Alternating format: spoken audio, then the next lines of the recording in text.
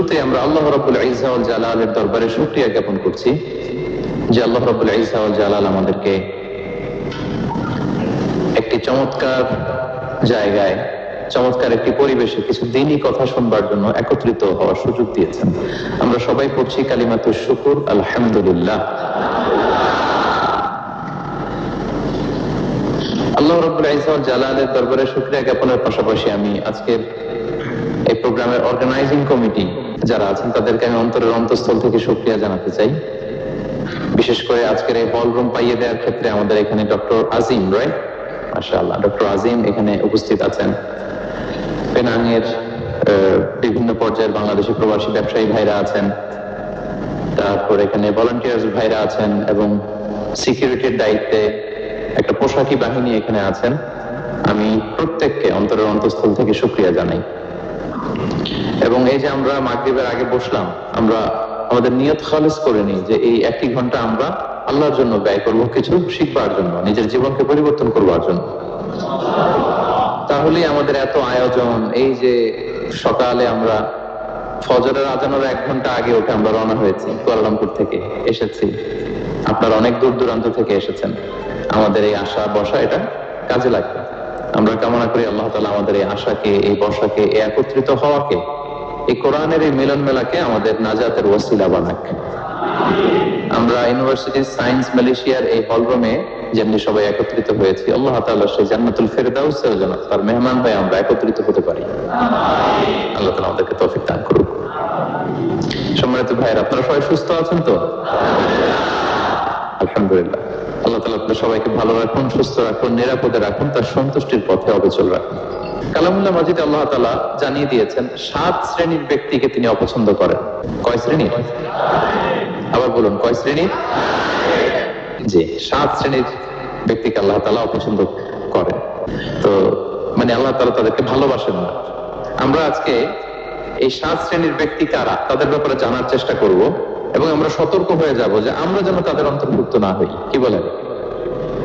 কোন 7 শ্রেণীর ব্যক্তি, কোন অভাগা, কোন কপাল পোড়া সেই 7 শ্রেণীর ব্যক্তি যাদেরকে আল্লাহ তাআলা পছন্দ করেন না, ভালোবাসেন না, এই মর্মে তিনি কালামুল্লাহ মাজিদে ঘোষণা দিয়েছেন। এবং আমরা সতর্ক হওয়ার চেষ্টা করব এই বৈশিষ্ট্য যেন কশিনকালেও কবু আমাদের মধ্যে না আসে। তাহলে কালামুল্লাহ মাজিদ আল্লাহ তাআলা যে জানিয়েছেন যে তিনি 7 শ্রেণীর ব্যক্তিকে পছন্দ করেন না, তার মধ্যে প্রথম শ্রেণী হচ্ছে সীমা লঙ্ঘনকারী। আরবিতে বলে আল মুআতাদুন। সীমা লঙ্ঘনকারী ব্যক্তিকে আল্লাহ তাআলা পছন্দ করেন না। লিমিট ক্রস করলে আল্লাহ তাআলা পছন্দ করেন না। লিমিটকে কেউ যদি ওভারস্টেপ করে, ক্রস করে, আল্লাহ তাআলা পছন্দ করেন না। সীমা লঙ্ঘনকে তিনি মোটেও পছন্দ করেন না। এবং মজার ব্যাপার হচ্ছে আল্লাহ কেউ কোনো অন্যায় করলেই সাথে সাথে পাকড়াও করেন না, কেউ ভুল করলেই আযাব দেন না, কেউ নাফরমানি করলেই আযাব পাঠান না। আল্লাহ অনেক সময় দেন, অনেক সময় দেন, শুধরে যাবার অনেক টাইম সে পায়। তারপরও যখন সে লিমিট ক্রস করে তখন আল্লাহ ধরেন। আল্লাহ সব সময় ধরে না, ধরলে ছাড়ে না, ধরে ধরে ধরে না, ধরলে আল্লাহ ছাড়ে না। আল্লাহ সব সময় ধরবেন। এবং যে সমস্ত জাতিগোষ্ঠীকে এই পৃথিবীতে আল্লাহ তাআলা আযাব দিয়ে ধ্বংস করেছেন, তাদের স্টোরি যদি আমরা খেয়াল করি, আমরা দেখবো যে তাদেরকে আল্লাহ অনেক সুযোগ দিয়েছেন ভালো হওয়ার, শুধরে যাওয়ার। কিন্তু তারা আল্লাহর আদেশ অমান্য করতে করতে করতে করতে যখন লিমিট ক্রস করে ফেলছে, একটা সবকিছুর একটা লিমিট থাকে, কি বলেন? We all should know all limits. আপনাকে জানতে হবে যে আপনি কতটুকু পর্যন্ত করতে পারবেন, কতটুকু আপনার সীমানা। You should know your limit. এই লিমিটটা আপনার জানতে হবে। তারা যখন লিমিট ক্রস করেছে আল্লাহ আযাব দিয়েছে। আপনারা সামুদ জাতির নাম শুনেছেন? তাদের কাছে আল্লাহ তাআলা একজন নবী পাঠিয়েছিলেন, নাম হচ্ছে সালেহ আলাইহিস সালাম। আল্লাহ নবী সালেহ আলাইহিস সালাম, তিনি তাদেরকে দাওয়াত দিলেন যে হে আমার জাতিগোষ্ঠীর লোকেরা, এক আল্লাহর ইবাদত করো। তারা অবাধ্য হলো। তিনি সত্যের পথে আহ্বান করলেন, তারা এই কথা শুনলো না। একটার পর একটা আল্লাহর পায়গাম আসে, তারা অবাধ্য হয়, তারা অবাধ্য হয়, তারা আল্লাহ তাআলার আদেশকে মানে না।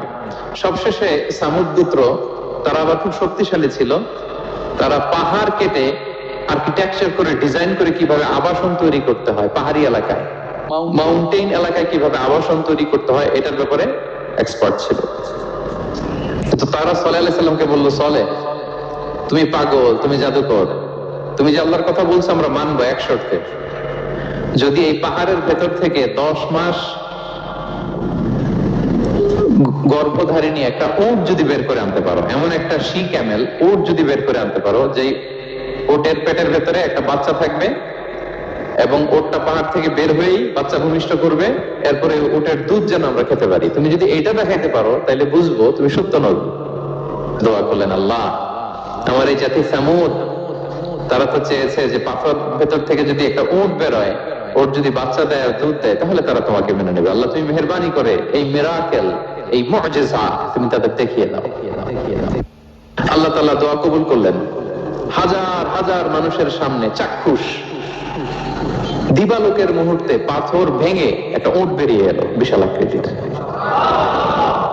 এবং 10 মাস গর্ভধারিণী উট, সাথে সাথে এই উট বেরিয়ে বাচ্চা প্রসব করবে,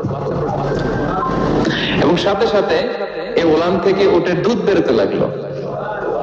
হাজার হাজার লোক এটার ওলান থেকে দুধ নিয়ে তারা তৃপ্ত হলো। আচ্ছা, এই মুহূর্তে তাদের কি করা উচিত ছিল বলেন তো? আশহাদু আল্লা ইলাহা ইল্লাল্লাহ ওয়া আশহাদু আন্না মুহাম্মাদুর রাসূলুল্লাহ ওয়া আশহাদু আন্না সালিহান নাবিয়্যুল্লাহ, এটা পড়া দরকার ছিল না? দরকার ছিল। কিন্তু তারা একের পর এক গোয়ার্তুমি করতে করতে করতে করতে চাক্ষুষ দিনের বেলা এত বড় একটা মুআজিজা দেখার পরেও তারা অস্বীকার করলো। সাল্লাল্লাহু আলাইহি ওয়াসাল্লাম বললেন, তোমরা তোমাদের ওয়াদা পূরণ করো। তারা বলল, তুমি বড্ড বড় জাদুকর। তুমি যেন তেন জাদুকর না, তুমি পাহাড়ের ভেতরে জাদু ঢুকাই ফেলছো। কি মনে হয় তারা লিমিট ক্রস করে ফেলছে না? এবার ক্রস করছে না? তারা সীমা লঙ্ঘন করে ফেলেছে। They crossed their limit. এবার তো আর ছাড় দেওয়া যায় না।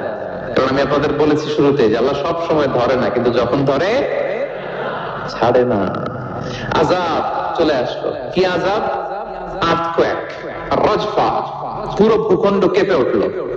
কেঁপে ওঠার সাথে সাথে সব মাটিতে পড়ে গেল। 2 নাম্বার আসলো সাউন্ড ওয়েভ, শব্দ নিনা, প্রচন্ড শব্দ তরঙ্গ। জিবরাইল আলাইহিস সালাম ওই এলাকার উপরে এসে এমন জোরে চিৎকার মারলেন, ওই চিৎকারে সামুদ গোত্রের প্রতিটি লোক কানের পর্দা ফেটে মুহূর্তের মধ্যে লাশ হয়ে জমিনে পড়ে রইল। Because they cross their limit. তারা তাদের লিমিট ক্রস করেছে। আর যারা লিমিট ক্রস করে, যারা সীমা লঙ্ঘন করে, তাদেরকে আল্লাহ তাআলা পছন্দ করেন না। আপনারা লূত আলাইহিস সালামের নাম শুনেছেন? উনি আল্লাহর একজন নবী ছিলেন। ওনাকে আল্লাহ তাআলা জর্ডান, বর্তমানে যে জর্ডান দেশ আছে সেখানে পাঠিয়েছিলেন। একটা কমিউনিটি ছিল সাদুম কমিউনিটি। ওই সাদুম কমিউনিটিতে তিনি এসেছিলেন। তিনিও দাওয়াত দিলেন, ইয়া কওমি ইবুদুল্লাহ মা লাকুম মিন ইলাহিন গায়রু। হে আমার কওমের লোকেরা, আল্লাহর ইবাদত করো, আল্লাহকে মেনে নাও।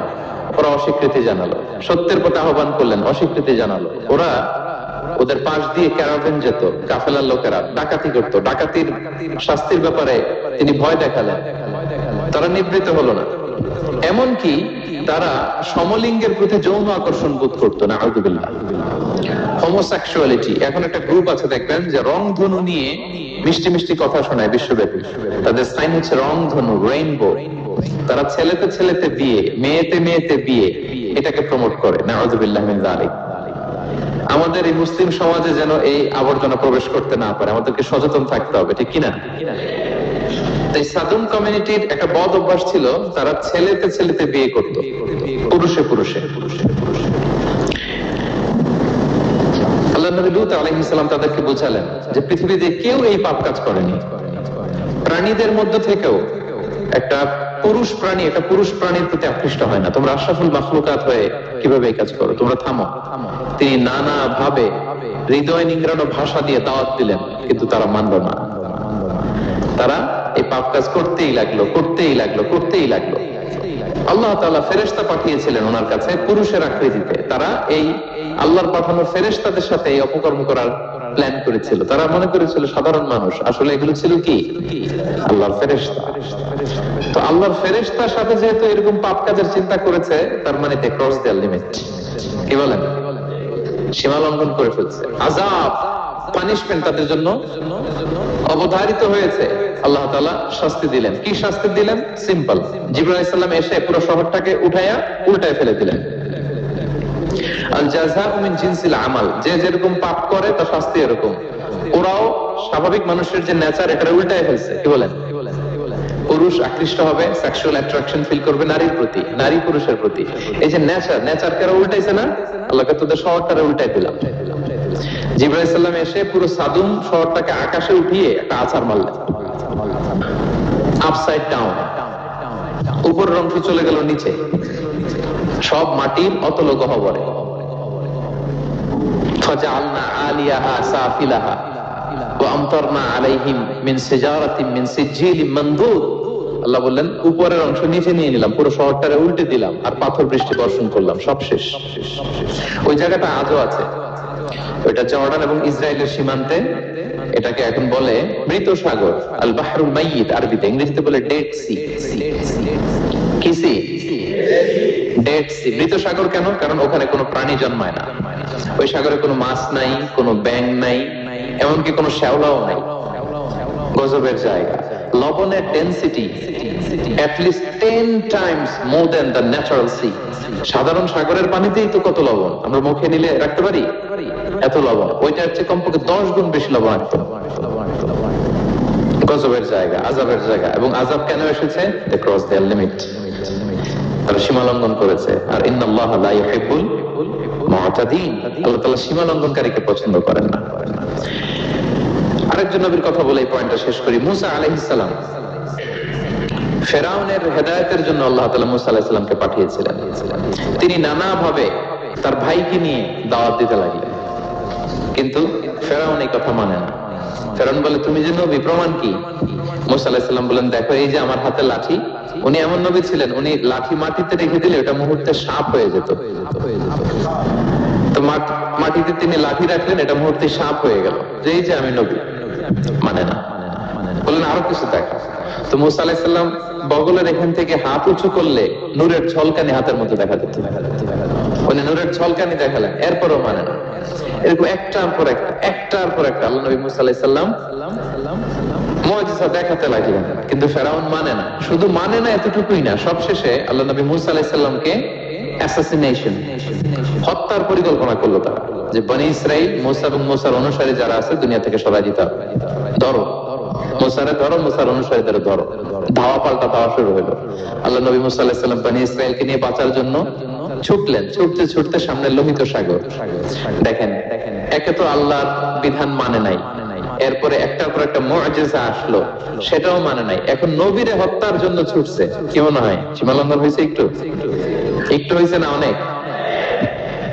আল্লাহু আকবার। আল্লাহ বলেন ফাআগরাকনাল আখারিন, আমি মুসা এবং বনি ইসরাইলকে বাঁচাই দিলাম, ফেরাউন সহ তার দলবলকে সাগরে ডুবাইয়া মারলাম। শুধু ডুবাই মারে নাই, আল্লাহ বলে ফাল ইয়াউমা নুনাজ্জিকা বিবাদানিকা লিতাকুনা লিমান খালফাকা আয়া। ফেরাউনকে লোহিত সাগরে তো ডুবিয়েছেই। আল্লাহ বলেন ফেরাউন, তোর অনুসারী যারা পৃথিবীতে থাকবে, তোর চালাচামুন্ডা যারা থাকবে, তোর খালাতো ভাই, চাচাতো ভাই যারা দুনিয়াতে বেঁচে থাকবে, তাদের জন্য তোর লাশটারে আমি শুটকি বানিয়ে রাখলাম। After the day of judgement, কিয়ামত পর্যন্ত ফেরাউনের লাশটা মিশরের জাতীয় জাদুঘরে ড্রাই বডি হিসেবে আছে। আমি নিজে দেখে এসেছি, নিজ চোখে মুমিফাইং করে শুটকি বানায় রাখছে। এইভাবে পৃথিবীতে যতগুলো জাতিগোষ্ঠীকে আল্লাহ তাআলা আযাব দিয়ে ধ্বংস করেছে, তার কারণ হচ্ছে সীমা লঙ্ঘন। তার কারণ কি?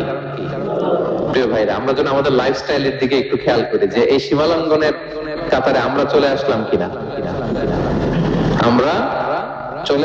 আমাদেরকে খেয়াল রাখতে হবে। আল্লাহ তাআলা সীমা লঙ্ঘনকারীকে পছন্দ করেন না। ইন্নাল্লাহা লা ইউহিব্বুল মুআতাদিন, তিনি সীমা লঙ্ঘনকারীদেরকে পছন্দ করেন না। এমনকি রাসূলুল্লাহ সাল্লাল্লাহু আলাইহি ওয়াসাল্লামের বায়োগ্রাফি যদি আমরা খেয়াল করি, আমরা দেখব যে তিনি যখন যুদ্ধের জন্য অভিযান পরিচালনা করতেন, দল পাঠাতেন, সেনাবাহিনী পাঠাতেন, তখন তাদেরকে বলতেন খবরদার যুদ্ধের ময়দানে সীমা লঙ্ঘন করো না, খবরদার।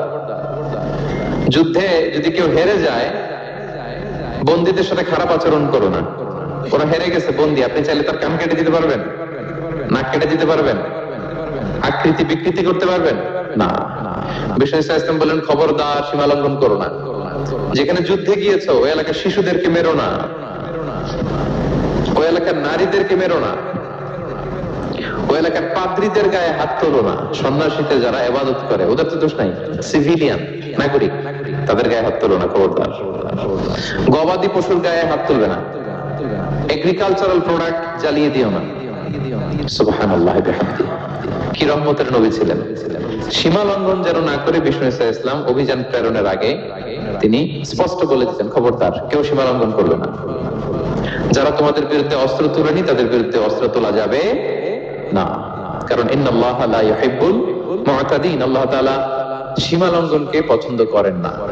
প্রিয় ভাইরা, তাহলে যে 7 শ্রেণীর ব্যক্তিকে আল্লাহ তাআলা পছন্দ করেন না, তার প্রথমটা আমরা জেনে গেলাম, তারা কারা? সীমা লঙ্ঘনকারী। আমি কিন্তু প্রায় এরকম জিজ্ঞেস করব এবং সব শেষে আপনাদেরকে নিয়ে রিভাইজ করব। তাহলে 1 নম্বরে আমরা পেলাম তারা কারা?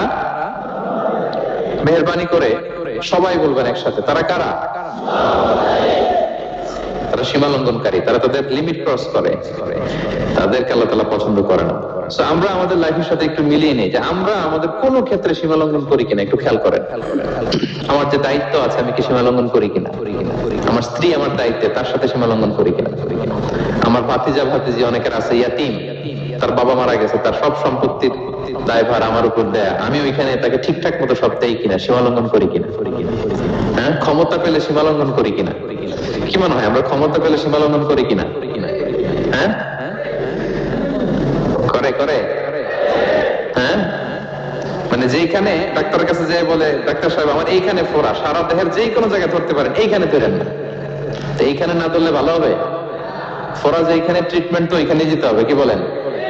রোগ যেখানে, ওষুধও সীমা লঙ্ঘন। দায়িত্ব পেলে আমরা সীমা লঙ্ঘন করি। এমনকি আমরা যারা ইবাদত করি, অনেকে ইবাদতে সীমা লঙ্ঘন করি, ইবাদতেও না। ভারসাম্য থাকতে হবে, পরিমিতি বোধ থাকতে হবে।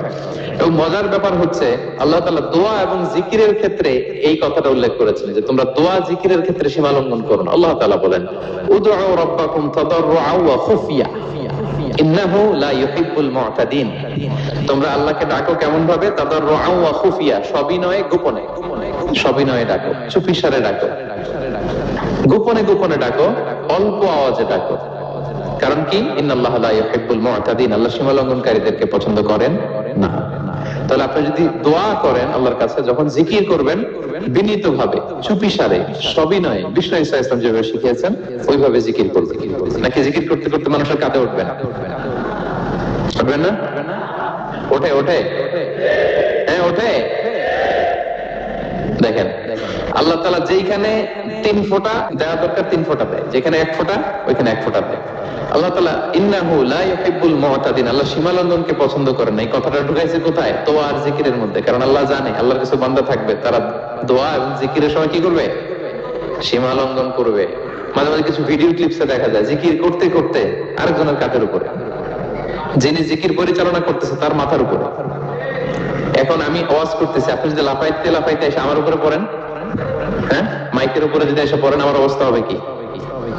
লাফাতে লাফাতে উপরে উঠে যায়, নিজে ইনজুর্ড হয়, পাশের শ্রোতাকে ইনজুর্ড করে, যিনি আলোচনা পরিচালনা করতেছে তাকে ইনজুর্ড করে। এরকম আছে না নাই? ইন্নাহু লা ইউহিব্বুল মু'তাদিন, আল্লাহ তাআলা সীমা লঙ্ঘনকে পছন্দ করেন না। তাহলে